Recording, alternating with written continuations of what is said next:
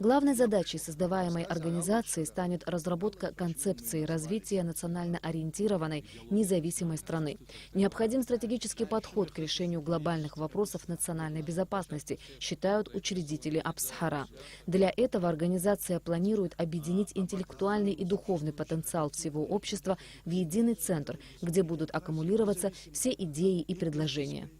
Перед нами стоит острая необходимость мобилизации всех интеллектуальных, духовных и физических сил абхазской нации для решения сверхзадачи консолидации абхазской нации. То есть заложить основу формирования нации нового качества на новом этапе.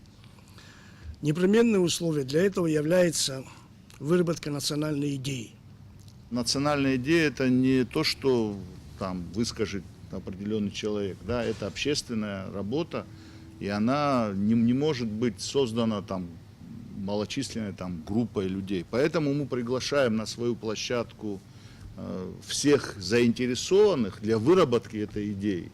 Проблема сохранения и развития абхазского языка, борьба с коррупцией, распределение полномочий между центральной властью и органами местного самоуправления в перечне основных задач учредителей организации, требующих скорейшего решения.